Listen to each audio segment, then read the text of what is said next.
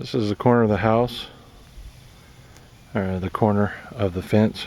To the left is the run to the house, that way, which I've done some of the boards already.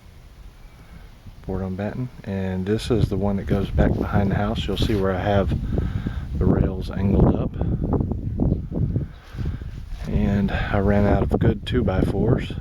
Some of the 2x4s weren't that great, and that's kind of what happens when you get a delivery.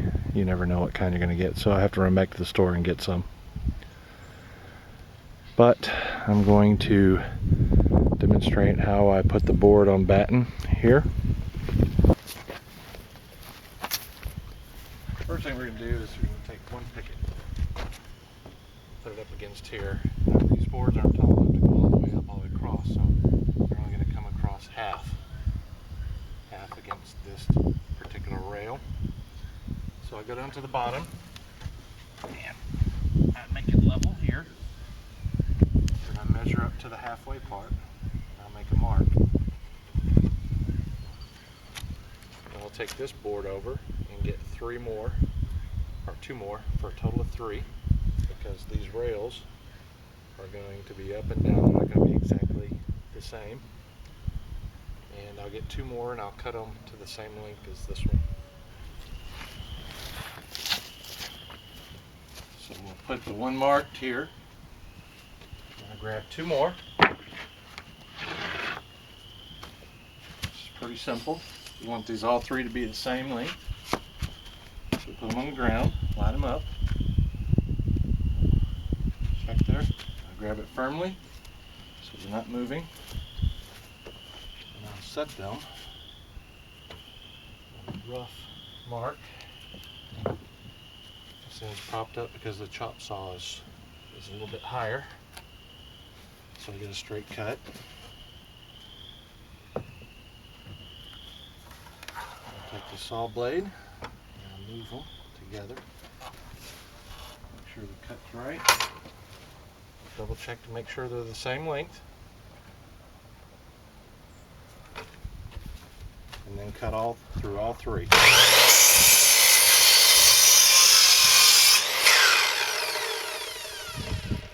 That's the waist, and I put them between, which I'll pick up later.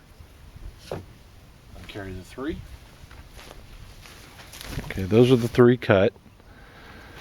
Now, how do I space these to make sure they're uniform and I don't end up having to cut one of these little bitty or something like that, because when I get down here to the end, it didn't line up correctly, because the distance between each post, this one to this one, is going to be different from this one to this one. They always are.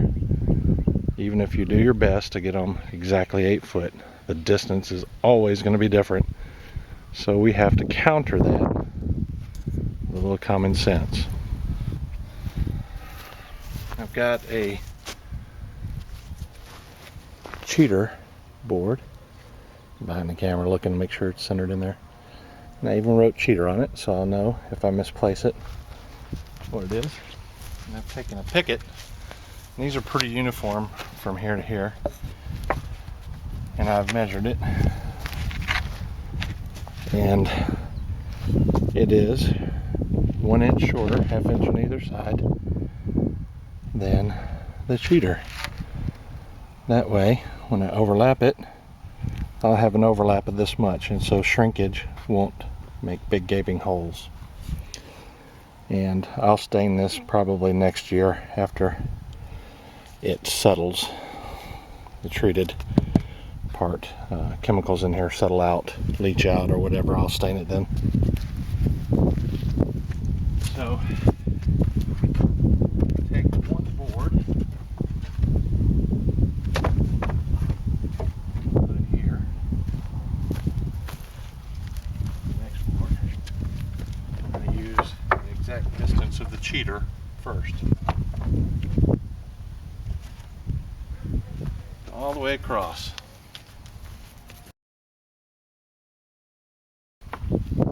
You can see here, I'll bring it too long. I want this to be on the inside, but I don't want to cut it here and have this little bitty piece here. I mean, it'll probably look okay, but I think the better option is to decrease the spacing here. So that's what I'm going to do and show you that. This time, I pull about over this entire span. I'm going to pull it about a ½ inch, maybe a little less on each one.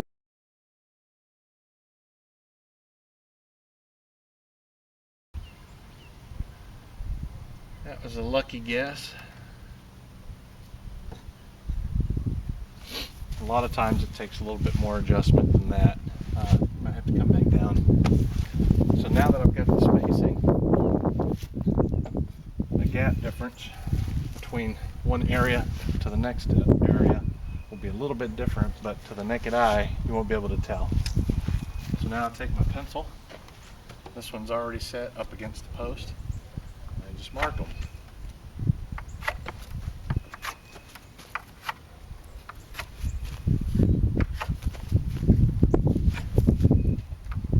And this one's already set against the post. Take the first board that I cut previously, and I will choose which side is better. This side over here is a little rougher, and it can be on the inside. I want the best look to be on the outside. I'll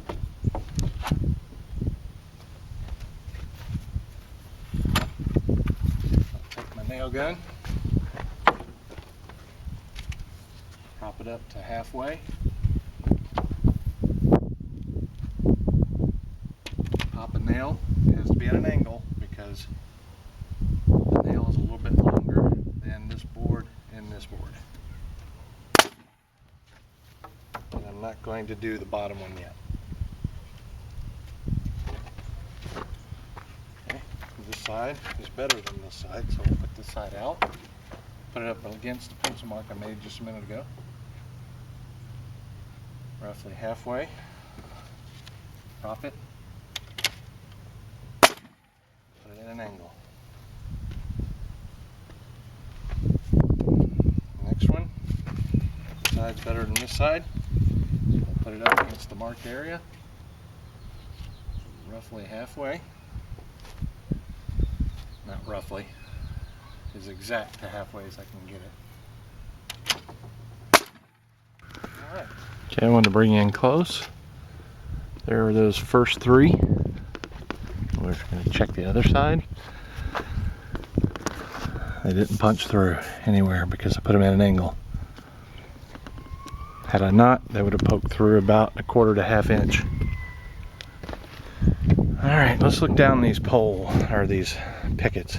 They are not level between, so we need to fix at least equal distance. We won't call it level because nothing is ever perfectly level.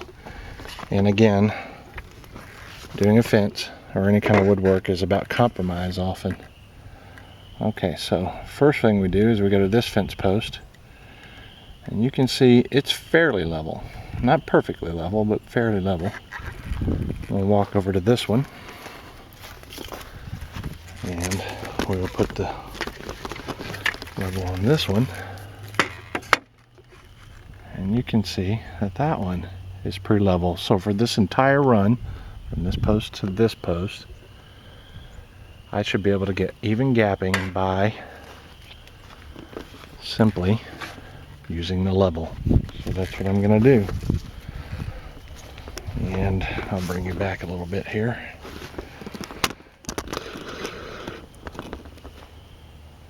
And we will do that.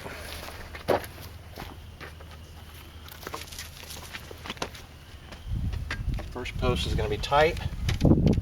Put one in the center at the bottom. Next one, we want to make sure it's level.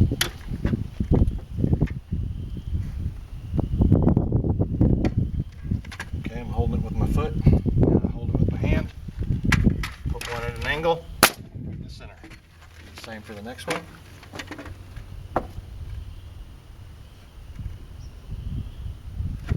Hold it with my foot, in the hand, and the angle. There, now we've got 3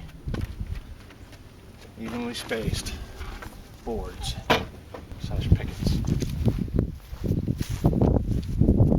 Just cut 3 more over there like I showed you before. I'm going to take the first one. This is the better side. The knots add character, make the fence look good. And we're going to go over, and if you can see there's overlap on either side. And we'd only put 1 in the center of each one of these. That's because I'm going to put 2 in this one, and that's going to hold down both sides of this. So I'm going to get it pretty close to either side, make it level, and get in an angle. Actually, these don't have to be at an angle because the gap of this board and this board, it can actually go straight in. So then on the bottom, do another one. This side's better. Space it here.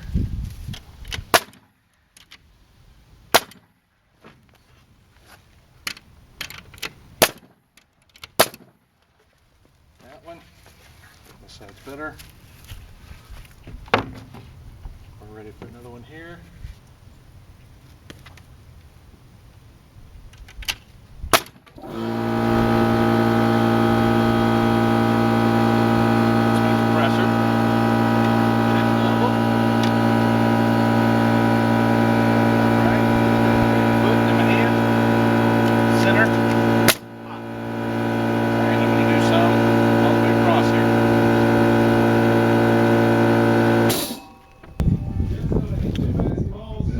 Now we're going up there, and these are individual unique cuts. As you can see here, I've made some already. And you're saying, wow, that sure is ugly, Brent. And to you I say, well, that's kind of rude. But yeah, you're right.